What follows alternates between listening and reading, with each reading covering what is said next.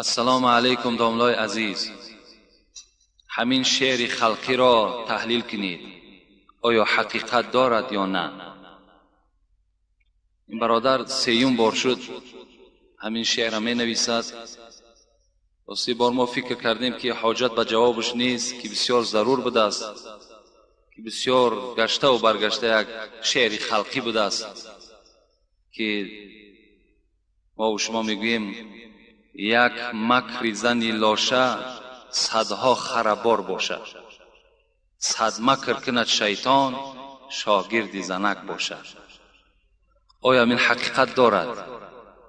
راستی بار به حقیقت خیلی نزدیک است، خیلی نزدیک است. زیرا رسول اکرم حدیث دارد که حضرت ابو سعید خدری الله علم حضرت حذیفه روایت میکند که پیغمبر ما و شما گفتند الدنیا حلوة خضیرة فإن الله مستخلفوكم فيها فينظر كيف تعملون واتقوا الدنيا واتقوا النساء فإن أول فتنة كانت في بني إسرائيل في النساء. پیغمبر ما و شما گفتند دنیا چی شیرین است، چی زیبا است، لیکن شما فراموش نکنین ای بندگان خدا که خداوند شما را در دنیا برای امتحان فرستاد و نظر میکند به شما که چگونه در دنیا عمل میکنید، چگونه حیات خودتان را سپری میکنید. در دوام پیغمبر گفتند از دنیا و از زن سخت بترسید، زیرا که فتنه دنیا و فتنه زن چه فتنه سختی است. محدثا که این حدیث در صحیح مسلم وارد شده است در شرحش میگوید که این شاید همون فتنه که در بنی اسرائیل بود، مبتلا شدن هاروت و ماروت باشد. هاروت و ماروت که این فرشته های خدا بودند که اینها قصه دارند. اینها وقتی بر روی زمین آمدن و نزد خدای خود وعده داده بودند که ما تو را با پررگی عبادت بکنیم، از عبادت تو هیچ سرکشی نمیکنیم. این فرزند آدم خون میریزاند، فرزند آدم عاصی است، فرزند آدم گناهگار است. وقتی که خداوند با این هاروت و ماروت میگه نفس داد، نفس انسانی داد، شهوت داد، وقتی اینها را بالای زمین که پرتافت و اینها از دست یک زن گمراه شدن هر دهشان.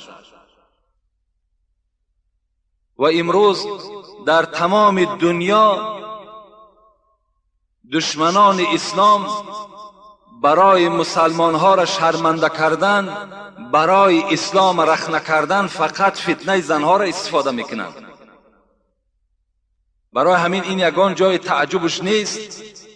این معنای او را ندارد که اسلام زن تحقیر میکند، بلکه انشاءالله من صحبت های ممکن جمعه های آینده از حق زنها صحبت کنم که زنها در اسلام چه حقها دارد. لیکن فتنه شان هم خیلی فتنه کلان است. اگر ما به تاریخ نظر کنیم، حضرت حسن فرزند علی از دست زن زهر داده شد. زن او را گمراه کردند. نبیره پیغمبر خدا بود حسن، که رسول اکرم چنان حسن دوست می داشت که حتی راویای حدیث می گویند که از میان بالای حسن گویا که پیغمبر ایستاده بود، اینقدر مانند بود. همین حسن را از دست زنش زهر داده شد. با دست زنش، با دادن پول و مال، با وعده کردن منصب و جا، عاقبت شوهر خود حسن نبیره پیغمبر خدا را زهر داد.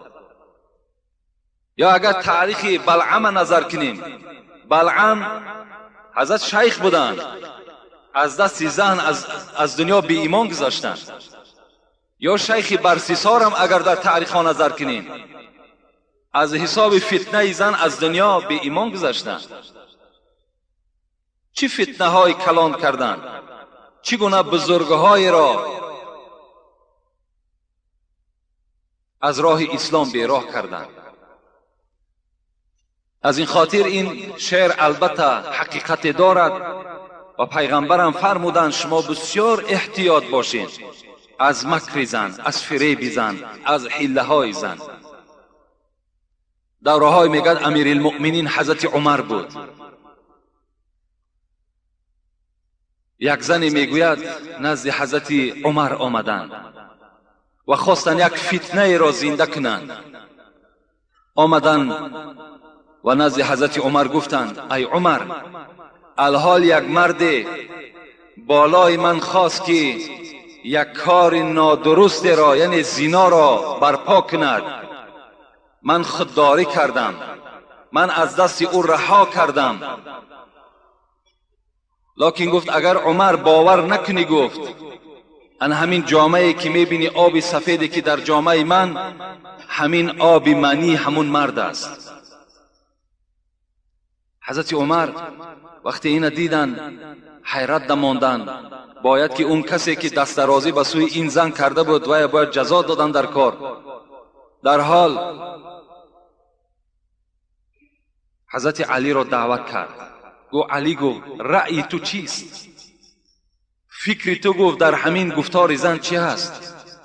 میگوید که یک مرد بالای من هجوم کرد، من از دست او نجات یافتم. اگر باور نکنی مرحمت، گفت جامعه من تر است، همین آبی که میبینی آب منی همون مرد است. حضرت عمر که پیغمبر روایت میکند انا مدینه العلم و علی بابها، من شهر علم هستم، علی دروازه همون شهر هست. علی که بسیار آدمی با سواد بودن، با علم که بودن، گفتن عمر، گفتن خدا ترا رحمت و مغفرت کند، یک مقدار آب خنک بیار، بالای این آب گو می پرتاییم. اگر این آب یخ کند یا سفیدیش نمایان تر شود، این آب تخم است. اگر در پرتافتن آب خنک اگر این آب روانده شود، نابود کرده شود، این راست میگوید زن، آب منی است. وقتی که آب خنک میگه آوردن در جامعه همین زن که ریختن، با مجرد ریختن میگن این آب یخ کرد، این سفیدی یخ کرد. علی گفتن که به خدا قسم، گفتند این آب منی نیست، این بلکه چی است؟ همون آبی که در داخل تخم است. گفت این همون است. گفت زن بعدا اقرار شد، گفت در اصل گفت همین بود، مرا فریفته کردند تا که اون مرد شما جزا دهین، مرا پول و مال وعده کردند، من این عمل انجام دادم. خدا رحمت کند حضرت سعدی را که می‌فرماید که یک تمثیلی هست که در حمام روز در دست من یک گیل افتاد. گیل گفته لای را میگویند. یک کمی لای در دست من افتاد که بی نهایت، یعنی مثل مشک و عبیر بود. مشک آن چیزی که ما و شما از خوشبویی ها استفاده میکنیم، یا که بگیم به طریق فرهنگیش از ناف آهو مشک به زمین میریزد. عبیرش هم یکی از خوشبویی هایی که خشک است که او را در بدن میمالند. یعنی هر دو اینها چیزهای خوشبو هستند. حضرت میگوید یک لای در دست من افتاد، یک لای مقرری بود، یک خاک مقرری بود، لیکن بی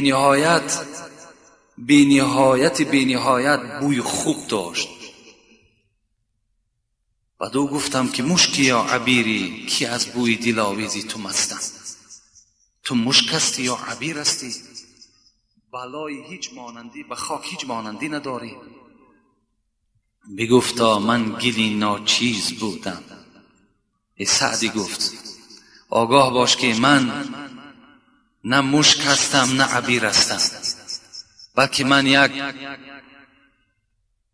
خاک مقرری هستم. یک لای عادی هستم، ولیکن مدت با گل نشستم.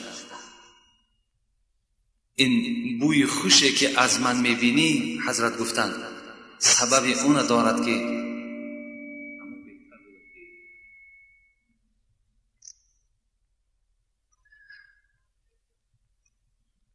این بوی خوشی که من دارم در زمانهای پیش برای تیار کردن گلاب، یعنی برای تیار کردن عطر، در یک دیگ سرپوشه میگذاشتند و اطراف همان سرپوشه را با لایه ها محکم میکردند، با لای محکم میکردند تا که حول او بیرون نشود. این لایه که در دست سعدی زد، این همان همون میپوشاندگی اطراف سرپوشه همون گلاب بود. گو من لای مقرری بودم، لیکن مدت با گل نشستم. جمال همنشین در من اثر کرد، وگرنه من همون خاکم که هستم. من همون تأثیر خوشبویی همون دیگ در وجود من رسید و این خوشبویی را من از همونجا حاصل کردم و الا من یک خاک مقرری هستم. مقصد حضرت سعدی چی هست؟ مقصدش حدیث پیغمبری خداست. پیغمبری خدا میگوید مثل جلیس صالح کمثل العطار ان لم یعطیک من عطر اصابک من ریح.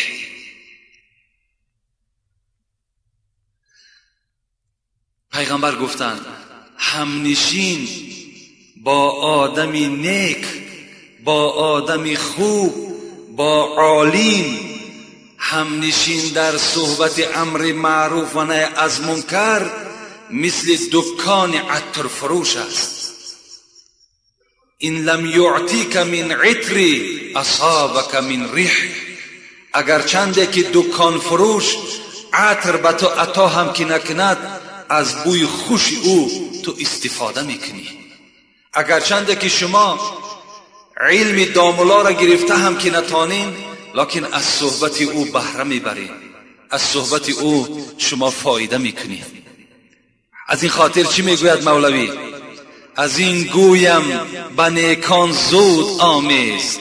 مادامی فهمیدی که همنشینی با آدمی خوب، همنشین در مجلسی نیک اینقدر جزای نیک داشته باشد، از این گویم به نیکان زود آمیز. اگر پا داری از بد دور بگریز. اگر نصیحت مولوی را گوش کنید، میگوید مادامی که اگر این صحبت ها را که شما درک کرده باشین، از نزد علما دور نروین، در دایره اونها جمع شوین. اگر پا داری از بد دور بگریز. لیکن اگر خدا به تو پای دوان داده باشد، پای درست داده باشد، اگر مجلسی آدمهای ناخوب و پلید و بدکردار و بدگفتار و بد اصل را وقتی که دیدین، شما باید ترک کنین. گفتن زی صحبی نیک و بد پیداست تأثیر، زی نیکان شهد نوش از بد مخور تیر. زیرا میگوید که صحبت تأثیر دارد. صحبت عالم به خودش تأثیر دارد، صحبت فاسق به خودش تأثیر دارد. زی صحبی نیک و بد پیداست تأثیر، زی نیکان شهد نوش از بد مخور تیر. کی زخمی تیری بد آرد هلاکی، بگردان از خبیثان رو به پاکی. زگردی دامنی پاکان شوی پاک، دکانی صابونت اینجا مجوزاک. حضرت میگوید این مجلس، این مسجد، این مجلس امر معروف، این ماهیت صابون را دارد. صابون چگونه که چرکی بدن تازه میکند، این امر معروف و این نهی منکر گناههای شما را میشود و نابود میکند، شسته نابود میکند.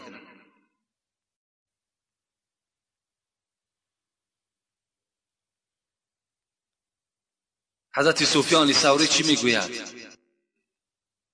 میگوید النظر الى وجه الاحمق خطیئتا مکتوبتون. حضرت گفتند من به شما مثل پیغمبر خدا نصیحت میکنم که هیچگاه به آدمهای احمق یار و رفیق نشوید. هیچگاه به آدمی که دزد باشد، دروغگو باشد، زناکار باشد، بینماز باشد، از خدای خود منکر باشد، با اینها واصل نشوید، با اینها نزدیک نشوید. گفتند حتی سفیان ثوری گفتند النظر الی وجه الاحمق، نظر کردن به این طایفه هایی که الحال من نام گرفتم، حضرت گفتند خطایی هست که گناهی هست که خدا این در نامه اعمال شما می نویسد، حتی نگاه کردن به چهره اونها. زیرا که صحبت آدم های بد به فرزند حضرت نوح کنعان چی داد؟ پسر نوح با بدان بنشست، خاندان نبوتش گم شد. سگ اصحاب کهف روز چند پی نیکان گرفت و مردم شد. سگ مردم شد، برای پی نیکان گرفت.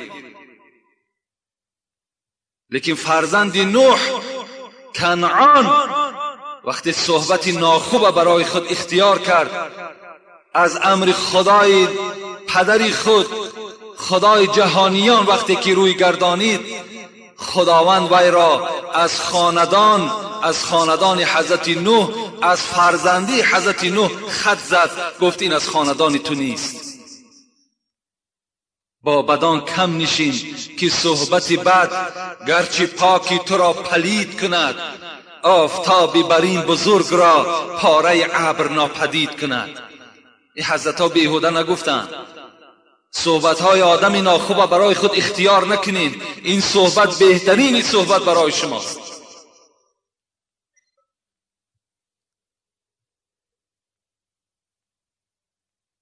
الحمدلله که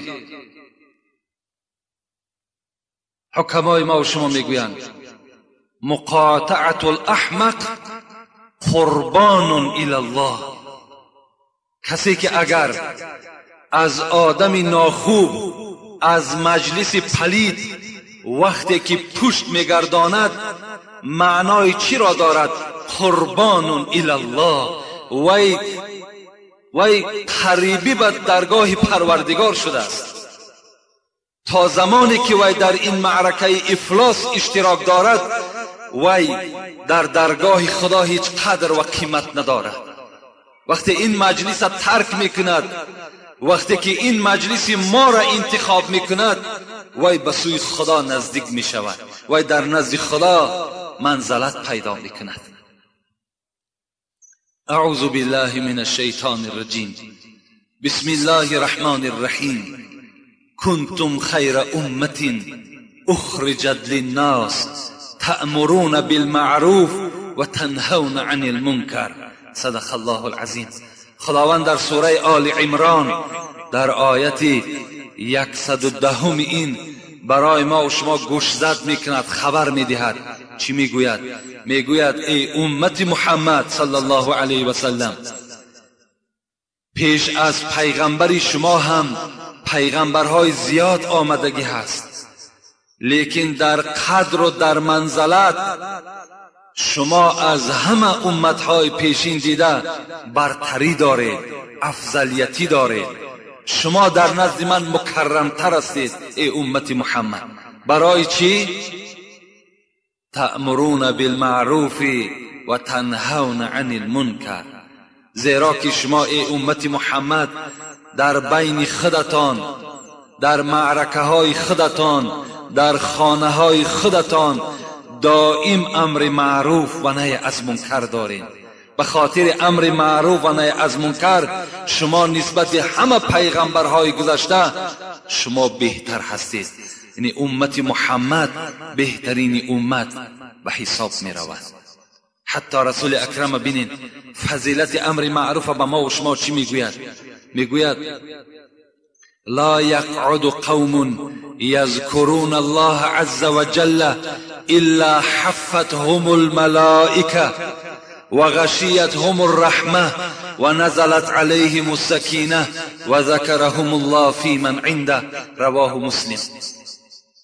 پیغمبری خدا گفتند ای امت من، وقتی شما در اطراف یک داملا جمع می شوید یا وقتی که شما در اطراف دسترخوان خانه جمع می شوید و آغاز صحبتتان از امر معروف و نهی منکر می شود، یقین دانین که حفتهم الملائکه، خانه شما را ملائکه ها محاصره میکنند.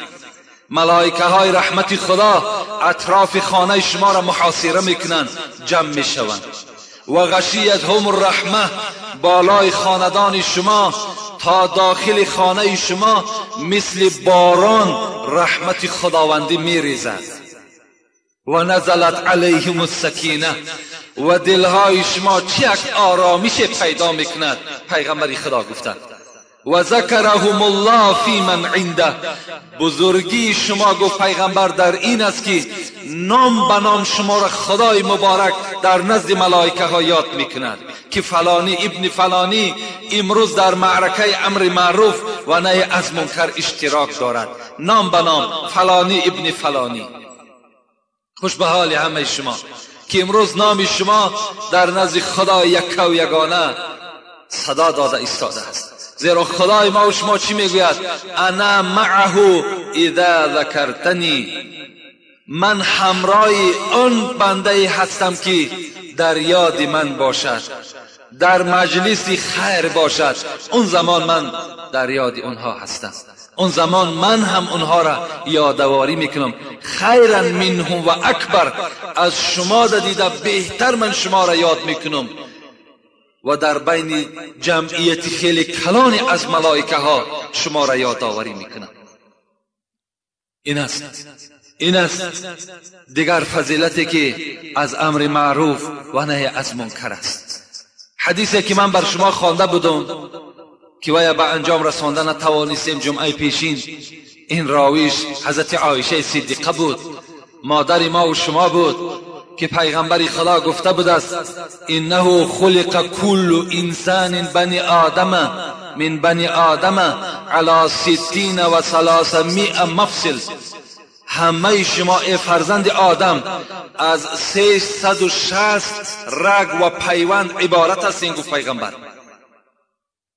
فمن کبر الله و حمد الله و سبح الله و هلل الله و استغفر الله، کدام از شما ای بندگان خدا، پیغمبر میگوید، اگر یک بار بگوید الله اکبر، یا بگوید سبحان الله، یا بگوید الحمدلله، یا بگوید لا اله الا الله، یا بگوید استغفر الله، یا چیکار کنید؟ او عزل حجرا عن طریق الناس، یا از قد راه یک سنگ را بیراه کنید، او شوکتا، یا یک خار را از قد راه بیراه کردید، او عظما عن طریق الناس، یا یک استخوان در قد راه پرتافته بود و یا بیراه کردید. من فضیلت راه را تازه کردن شد در کسیت پیشین، در جمعه پیشین قصه از شیخ منصور برای شما آورده بودم که چه منزلتی کلان داشت. رسول اکرم گفت وقتی اینها را شما انجام میدهین این چی منزلت دارد؟ او امر بالمعروف و نهی عن المنکر، یا اینکه کدام از شما امر معروف و نهی منکر میکند. عدد 60 و 300 فانه یمسی یومئذ و قد ضحضح نفسه عن النار. رواه مسلم. پیغمبر خدا گفتند یک بار تکبیر شما، یا یک بار تسبیح شما، یا یک بار تحلیل شما، یا یک سنگ را که از شما از راه بیراه کردید، یا یک بار امر معروف و نهی از منکر میکنید، مادامی که بدن شما از 360 رگ پیوند عبارت است، از این خاطر شما در نزد خداوند چنان حساب کرده میشوید که گویا که امروز 360 بار امر معروف کرده باشید، شما 360 بار نهی منکر کرده باشید، شما 360 بار الله اکبر گفته باشید، اگرچه یک بارم که شما با زبان خود بگید. انشاءالله این مجلسی که اگر از 2 جمعه هم که عبارت باشد، این ما و شما با 360 جمعه ضرب میکنیم. همچنان در نزد خدا ثواب میگیریم که 360 جمعه را ما و شما با امر معروف و نهی از منکر چکار کردیم؟ انجام دادیم.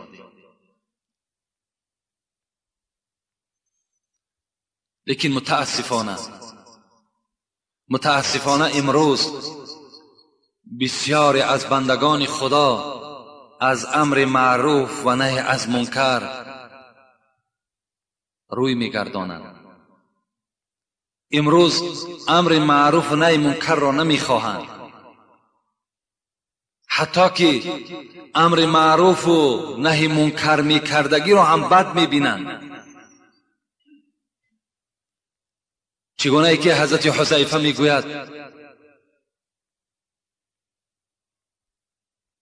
سیأتی علی الناس زمان یکون فیهم جیفة حمار احب الیه من مؤمن یأمروهم و ینهاهم. زمان می شود، گو حضرت حذیفه، در بالای امت محمد که برای این مردم در اطراف یک خری که مردگی باشد و بویناک باشد در اطراف او نشسته برای اونها بهتر است از این که یک شخص امر معروف و نهی از منکر کند. زمان می شود، گفت حضرت حذیفه، این خر مردگی و این خر بویناک همان معرکه های هستند که از اون تربیه ما و شما ویران می شود، اخلاق ما و شما فاسد می شود، ذهن ما و شما دیگرگون می شود، طبیعت ما و شما خیره می شود. انا همین روز همون معرکه برای ما و شما محبوب تر است از اونی که در معرکه های ما و شما امر معروف و نهی از منکر کرده شود. زین خاطر در کتاب درة الناصحین پیغمبر خدا که صاحب این کتاب روایت میکند میگوید پیغمبر خدا گفتند سیأتی زمان علی امتی یفرون من العلماء والفقهاء. پیغمبر ما و شما از باب معجزات گپ زده بوده است. چی گفته بوده است؟ زمان بالای همین امت من می آید که چگونه امت می شود؟ یفرون من العلماء والفقهاء، از علمای خود، از دانشمندهای خود می گریزند. زمان می شود فیبتلیهم الله تعالی بثلاث بلیات. پیغمبر خدا گفتند وقتی این زمان بالای امت من آمد، من بر این امت خبر میدهم که 3 بلا را مبتلا، 3 بلا مبتلا می شود. وقتی از علمای خود می گریزند، وقتی از دانشمندهای خود می گریزند، وقتی که از معرکه امر معروف و نهی از منکر که می گریزند، اینها را خداوند به 3 بلا گرفتار می کرده است. این چی بلا باشد؟ گوش می اندازیم به سخن پیغمبر. یرفع برکت من کسبهم.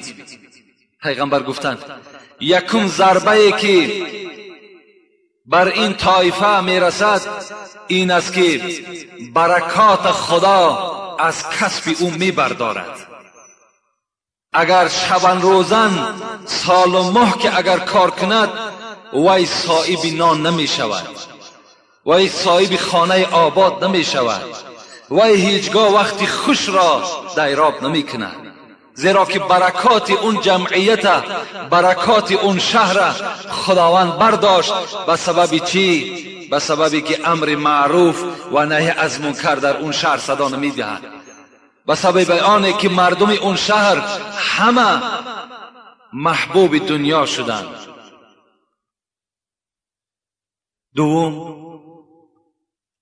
دوم بلایی که خداوند با این سبب بر بندگان میارد چی هست؟ یسلط الله علیهم سلطانا ظالما. پیغمبر گفتند که وقتی که این مردم نافار امر معروف شد، دیگر در معرکه های اینها فقط گپ دنیا باشد، معامله دنیا باشد، گپ خدا و پیغمبر، سخن خدا و پیغمبر وقتی صدا نداد، بر بالای این طایفه خداوند پادشاه ظالمی را حکمران میگرداند، زیرا که این طایفه خود ظالم است و اینها شایسته چنین ظالم دارند.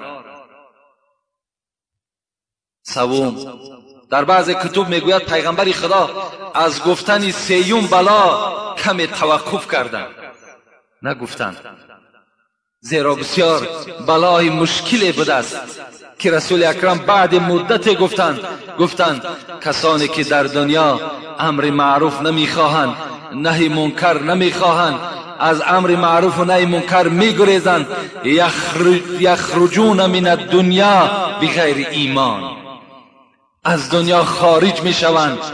در چی صورت؟ در حالتی که با خود ایمان ندارند. وای به حال همون قبیله، وای به حال همون قشلاق، وای به حال همون شهری که در او مردم از امر معروف و نهی از منکر گریزند. وقتی که گریختند معنای او را دارد که اینها از ایمان خود میگریزند، اینها در آخرت ایمان نمیبرند. ایمان چی چیزی قیمت است، چی گوهر نایابی هست، چی یک حمایتگر برای تمام مردم مسلمان هست، برای همه بندگان خدا در نزد خداوند یگانه چیزی که حمایه میکند این ایمان ما و شما هست. کسی از خواجه جندی بپرسید که تو به یا سگ و از کس نترسید. خواجه جندی را که بسیار عالم کلام بودند و شاگردهای خیلی زیاد داشتند، یک روز میگوید یک شخصی نزد وی آمد و گفت ای خواجه جندی، تو بهتر هستی یا سگ بهتر است؟ چی یک سوال قبیح هست نسبت یک دانشمند کلان، نسبت یک شیخی خیلی مشهور. کسی از خواجه جندی بپرسید که تو به یا سگ و از کس نترسید؟ مریدانش دویدن آشکاره که تا آنجا کنندش پاره پاره.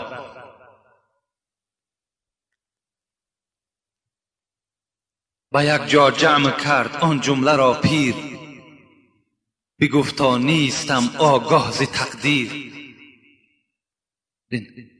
حضرت میگوید وقتی که این سوال از جانب اون مرد شد، تمام شاگردهای خواجه جندی از جای خود خیستند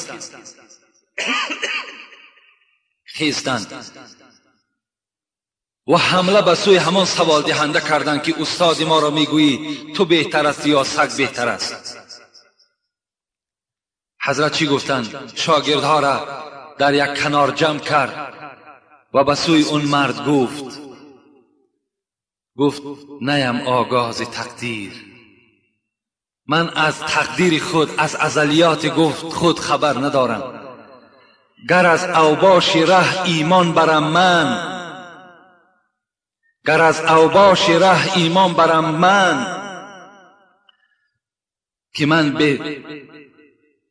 که من از آن سگ بهترم من. یعنی وقتی که اگر من از سگ در حالت بهتر هستم، از سگ دیده قدر من اون حالت ده بلند هست که اگر من ایمانی با همراهی خود ببرم، اگر همراه من ایمان باشد، اون حالت ده من چی هستم؟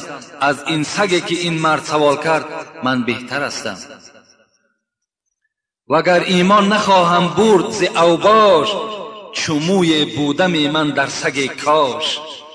حضرت گفتن اگر من ایمانی با همراهی خود نبرم، قسم به خدا گفتن سگ از من با قدرتر است. کاش که من موی سگ باشم، موی بدن سگ باشم. یعنی از سگ هم دیده من در نزد خدا قدرم و قیمتم پستر است. البته کسانی که ایمان همراه خود نمیبرند، چه عذاب و چه مشقت برای اونها در آخرت است.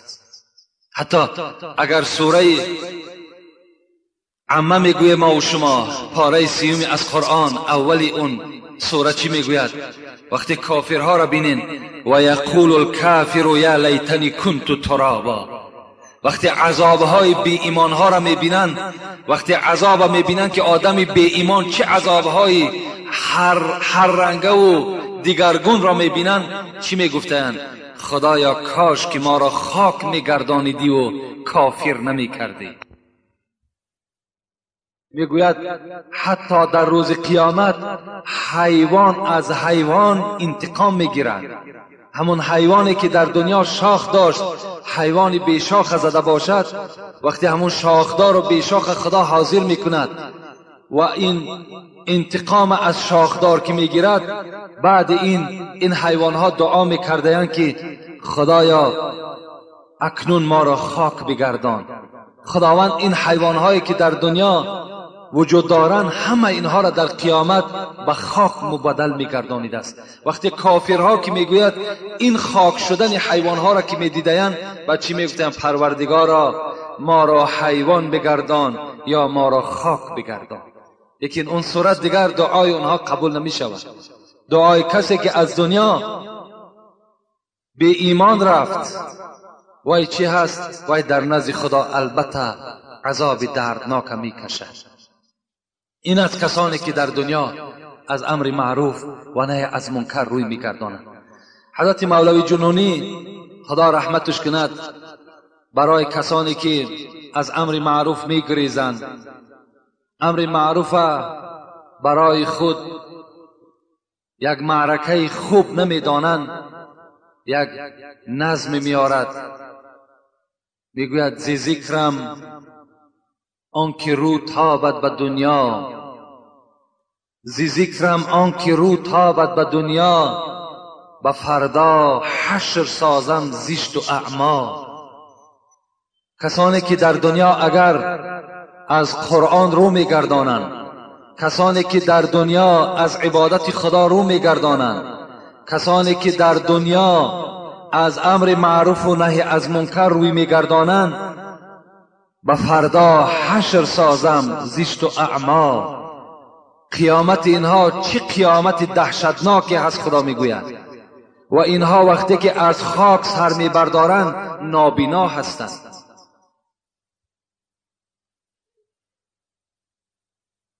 زی ذکرم آن که رو تابد به دنیا، به فردا حشر سازم زشت و اعما. زی زیر خاک خیزد دیده اش کور، سیاه گشته دلش چون لیل بی نور. کند ناله همین بنده به مولا، که حکمت چیز چشمم کرده اعما. این بنده ای که از خاک سر می بردارد و چشمهای نابینا دارد، باز ناله می کرد از خدایا چرا که به دنیا داشتم دو چشم بینا، بکردی کورش ای دارنده من، ای دارنده من، ای ذات پاک. من به دنیا چشمهای بینا داشتم، چرا اینها را تو کور کردی؟ خدا گوید ای مخلوق نادان، به دنیا دادم نعمت فراوان. بدادم دست و پای و چشم بینا، دلی دانا زبانی ساز و گویا. بفرمودم تو را بر ذکر گویی، زی دشمن اعتراض و دوست جویی. به دنیا کرده ای ما را فراموش، منم سازم تو را اینجا فراموش. این خداوند وقتی این ندایی که از جانب این مرد اعما، مرد نابینا می شده است که خدایا آخی من در دنیا چشم بینا داشتم، پای روا داشتم، زبان گویا داشتم، چرا امروز اینها کار نمی کنند؟ چرا چشم من نابینا هست؟ خدا می گفت است که مادامی که تو در دنیا مرا فراموش کردی، در دنیا این برای این مجلس من پشت گردانیدی، چی هست؟ امروز ما هم تو را فراموش کردیم. امروز تا از رحمت من ناامید هستی. حضرت ابو هریره را قصه میکنند که روزی میگوید به بازار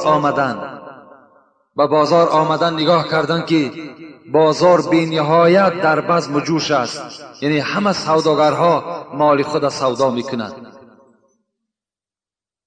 حضرت فریاد زدند، ای مردم بازار، گفتند چرا شما با مسجد پیغمبر نمی روید تا که میراث پیغمبر از میراث پیغمبر برخوردار شوید؟ در مسجد پیغمبر خدا میراث پیغمبر تقسیم شده ایستاده است. مردم بازار فکر کردند که از پیغمبر خدا مال زیاد باقی مانده است. همه دوان میگوید به مسجد آمدن یک زمان در مسجد نگاه کردند، توقف کردند، دیدند که چیزی در مسجد پیغمبر خدا تقسیم نمی شود. پس گشته آمدن به بازار، گفتند ابو هریره، ما مسجد پیغمبر رفتیم لیکن چیزی از میراث پیغمبر ندیدیم. حضرت ابو هریره گفتند آیا در مسجد پیغمبر خدا هیچ نفری نبود؟ گفت مردم زیاد بود. یک قسم آنها قرآن می‌خواندند، یک قسم آنها ذکر خدا می‌کردند، یک قسم آنها امر معروف و نهی از منکر می‌کردند. ابو هریره گفتند وای به حال شما، از پیغمبر خدا درهم و دینار باقی نماند. از پیغمبر خدا انا همین مجلس خیر باقی ماند، انا همین قرآن خواندن باقی ماند، انا همین ذکر گفتن باقی ماند، انا همین امر معروف و نهی از منکر باقی ماند، انا همین از میراث پیغمبر.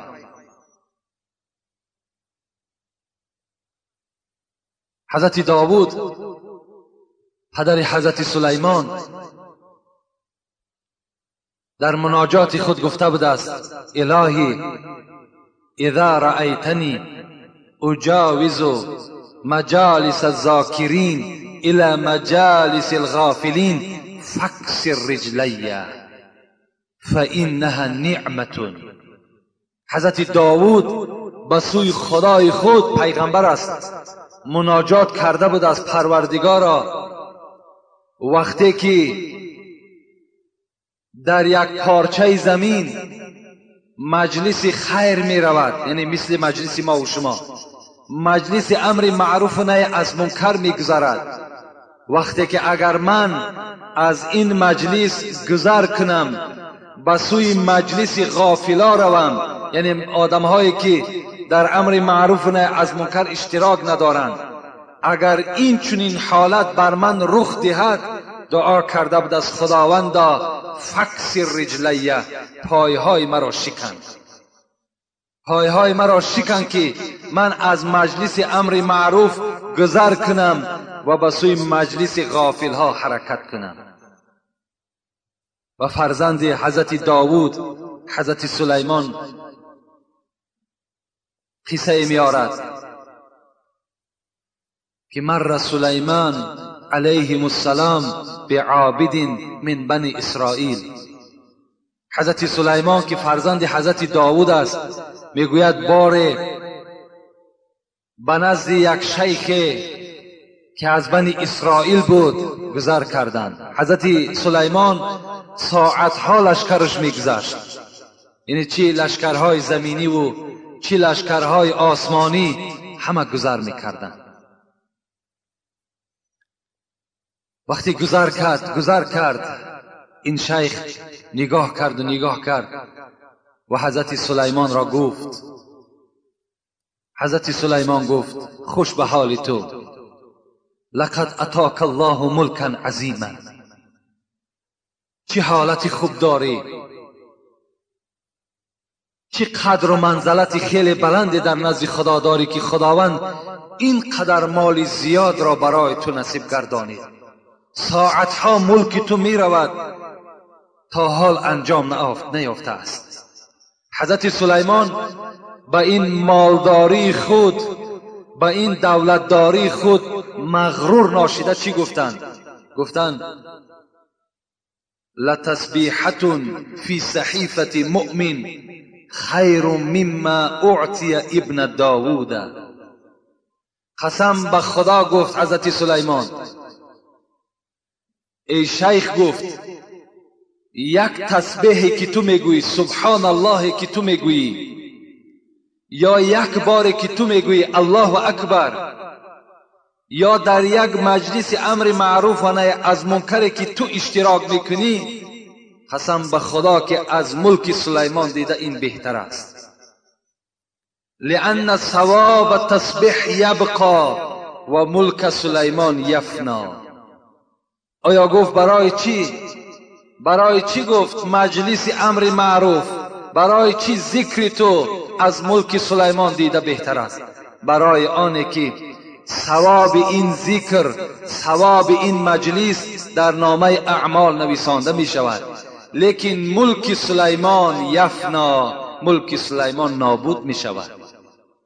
این ملکی که در دست سلیمان بود، پیش در دست دیگر سلیمان هم بود و فردا در دست دیگر سلیمان هم می افتد، لیکن نابود می شود. گفت جهان ای برادر نماند به کس، دل در جهان آفرین بند و بست.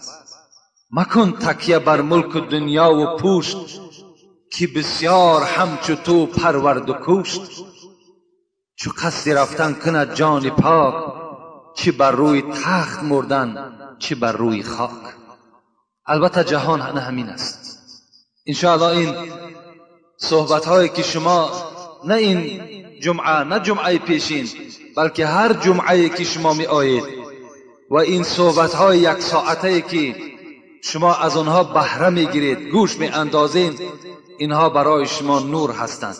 اینها برای شما همه این رحمتی هست که در حدیث از پیغمبر خدا برای شما بیان کردم. حتی رسول اکرم می گوید ما عملا آدمی انجا له من عذاب القبر من ذکر الله تعالی. عذاب قبر گفتم پیغمبر چی مدهش است، چی مشکلات دارد. از همه گفت برای شما مفیدتر و یاردمچی در داخل قبر، پیغمبر خدا گفت انا همین مجلس امر معروف و نهی از منکر است. انشاءالله با این صحبت هایی که الحال کردیم و از فضیلت امر معروف و نهی از منکر ما و شما آگاه شدیم، انشاءالله اینها در نامه اعمال هر کدام ما و شما نویسانده می شود و هر جا که اگر ما و شما باشیم در کدام معرکه های عادی که حتی به اصطلاح امروزه گویم خدایی هایی که در خاندان ما و شما می شود، یا در یک گوشه ما و شما 3 نفر یا 4 نفر می نشینیم، باید که در بین ما و شما اگرچه از معامله های دنیایی هم که صحبت شود، باید در داخلش امر معروف و نهی از منکر هم صدا دهد. زیرا پیغمبر خدا میگوید ما من قوم یقومون من مجلس لم یذکروا الله تعالی فی الا قاموا عن مثل جیفة الحمار. کدام معرکه‌ای که اگرچه از خراجات های زیاد میکند، معرکه میکند که خیر احسان است، لیکن در داخلش امر معروف نه از منکر ندارد، گویا که همان مردم از گوشت و از پوست یک خری مرده شده استفاده کردند و خلاص، دیگر هیچ ثوابی به اون خاندان نمیرسد. هیچ ثوابی در همون مجلسی که ما و شما نشستگی هستیم و امر معروف و نهی منکر در او صدا ندهد، از اون مجلس برای ما و شما در روز قیامت مجلس حسرت می شود. مجلسی می شود که ما و شما حسرت می خوریم تا که در دنیا زیادتر گوش می انداختیم، تا که وقتی خودمان بیهوده نمی گذرانیدیم که بعدا برای ما و شما دیگر هیچ فایده ندارد. کسی پرسید از سلطان ابرار شدم در مانده یک امر دشوار، ندانم من سعیدم یا که بدبخت، بهشتیم و یا در عقبه سخت. یک جوان، یک مرد نزد پیغمبر خدا آمده بود است. حضرت مولوی میگوید و پرسان کرده بود از پیغمبر خدا من از تو یک سؤال دارم، نمیدانم که بدبخت هستم یا نیکبخت، نمیدانم که بهشتی هستم یا دوزخی هستم. پیغمبر خدا برای من خبر بده. پیغمبر خدا چی گفته بود است؟ بگو حضرت معالایی به هر دیگ، دلی خود عرضه کن بر صحبتی نیک.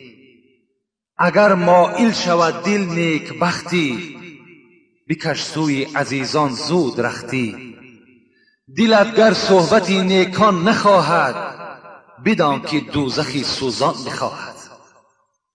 پیغمبر خدا گفتند، ای مرد گفتند، این سوال گفتند در یک تجربه گفتند تو می توانی که مقایسه کنی برای آنه که تو بفهمی که بدبخت هستی یا نیکبخت، برای آنه که تو بفهمی که دوزخی هستی یا بهشتی، در یک مجلس امر معروف و نهی از منکر رفته اشتراک کن. اگر در امر معروف و نهی از منکر دلی تو تنگ شود، وقتی تو ناخوب شود و در دل تو هر گونه وسواس ها پیدا شود که تیزتر همین امر معروف انجام یابد یا تر خواب گیرد یا در خیال تو فکرهای دنیایی دور زند، یقین بدان ای مرد که تو بدبخت هستی و تو دوزخی هستی.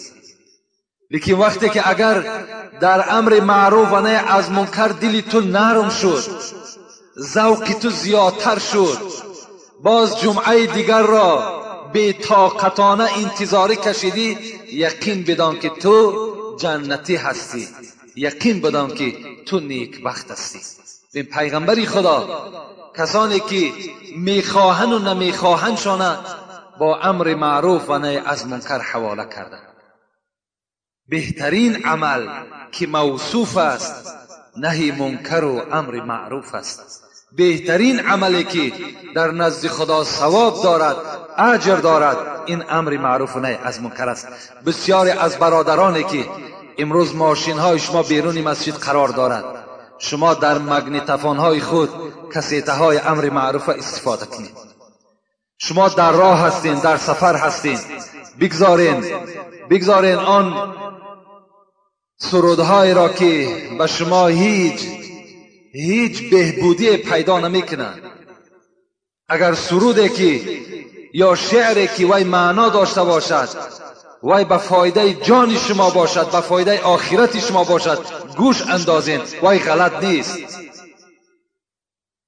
لیکن اکثر وقت از همه شما خواهش میکنم که در ماشین های خود برای کسانی که حتی در نزد شما نشستگی هستند کار کنین امر معروف و نهی از منکر صدا دهند، تا که دلهای شما را روشن میکند، تا که در کار شما، در اعمال شما، در خاندان شما این امر معروف برکات میارد.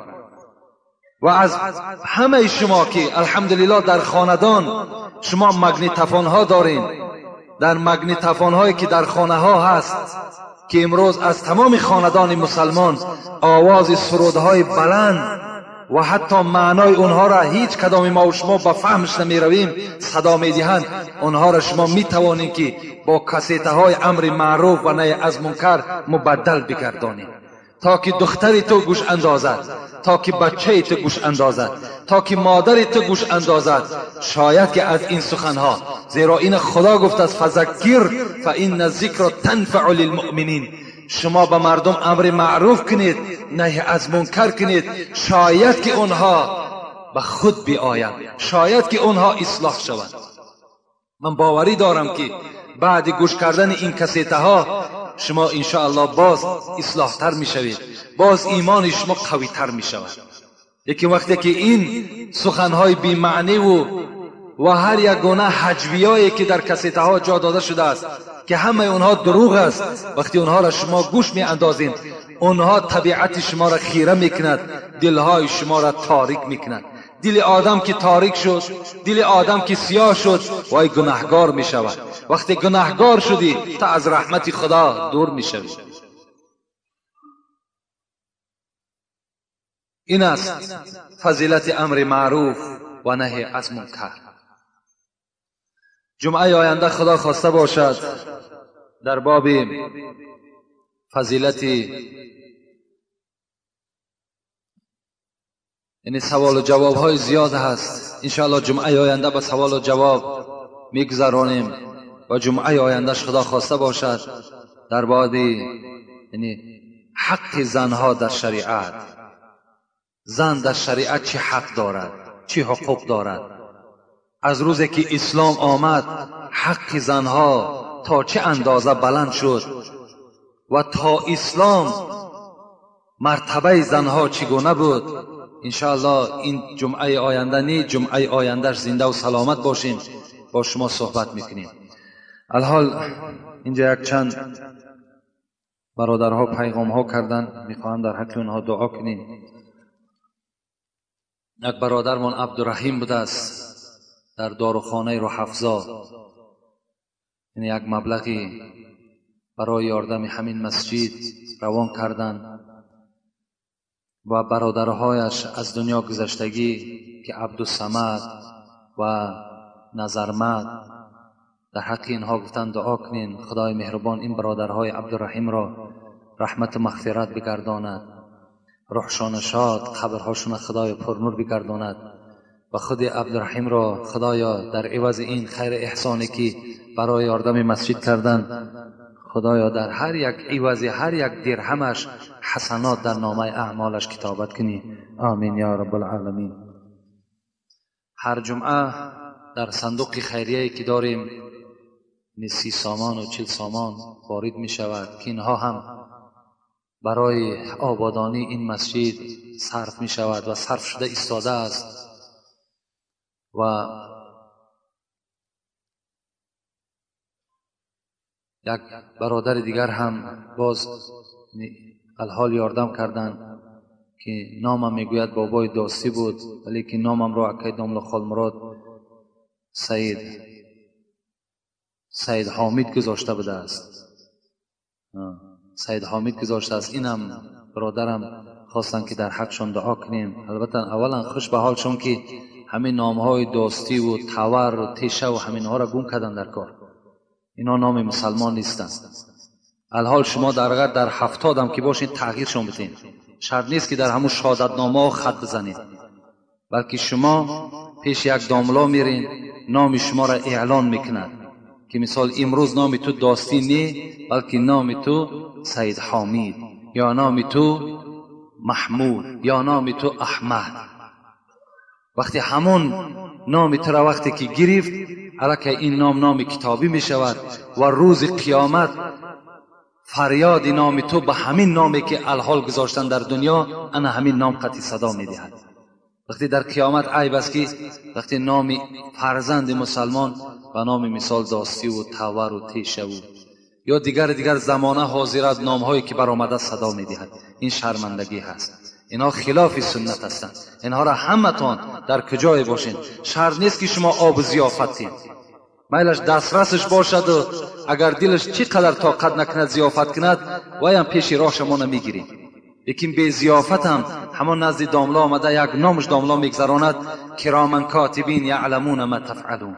این کرامن کاتبینی که در شانه های ما و شما هستند اینها میدانند و نام تو را از نام داستی خط میزنند و می نویسند نام این فرزند مسلمان سید حامد است. خداوند خیر احسان هایی که چی در صندوق کردند چی این برادر کرده است و درگاهت مقبول بگردانی و مراد و مطلوب هاشون خدای مهربان حاصل بگردانی. آمین یا رب العالمین. اینجا یک سوال دیگر. السلام علیکم داملای عزیز، از شما خواهش دارم که در حق من دعا کن خداوند یکا و یکتا محبتش را از دل من دور نکند و مرا آرام گرداند. التماس داملای عزیز. خدای مهربان این برادرم خیر کردن و همین دعا را از ما طلب کردن. خداوند تا وقتی که این بنده تو حیات دارد محبت خودت پیغمبر و اسلامت را در دلش بردوام نگه بداری و از دایره ایمان و اسلام خدای خارجش نگردانی. آمین یا رب العالمین. اینجا یک سوالی خیلی زیاد است از این برادر. ما با این صحبت داشتیم. انشاءالله جمعه آینده خدا خواسته باشد این سوال را در سوال و جواب من جواب میگردانم. بسیار یک حادثه خیلی ناخوبه و بسیار شرمنده آور برای آدم مسلمان است. باور کن همین روزها وقتی میشنوی که یک اکه با اپه خود ساز گرفته است، یا وقتی میشنوی که یک ملا وای کروش سیاه میکند وای ملا نیست، وقتی نامی وای ملا هست یا نامی وای امام محله هست، با دختر همسایه وقتی ساز میگیرد، باور که خیلی انسان غمگین میشود و از ما خواهش میکنند که این طایفه آدمها را ملامت کنیم. باور که من زبانم دیگر عاجز است از ملامت اینها، یعنی زبان من دیگر تاب ملامت اینها را ندارد، اون قدری که خدا اینها را ملامت کردگی است، پیغمبر اینها را ملامت کردگی است. و این یک شرمندگی هست که وقتی آدم نمازخوان، وقتی آدمی که مسجد می آید یا آدمی که با خدا راز می گوید، باز با این عملهای زیشت دست می زند. این عملهای زیشت البته وی از دایره ایمان بیرون میکند، وی کافر است، وی مسلمان نیست. پیغمبر خدا میگوید من زنا او شرب الخمر خرج منه الایمان. کدام از بندگان خدا نام بندگی دارند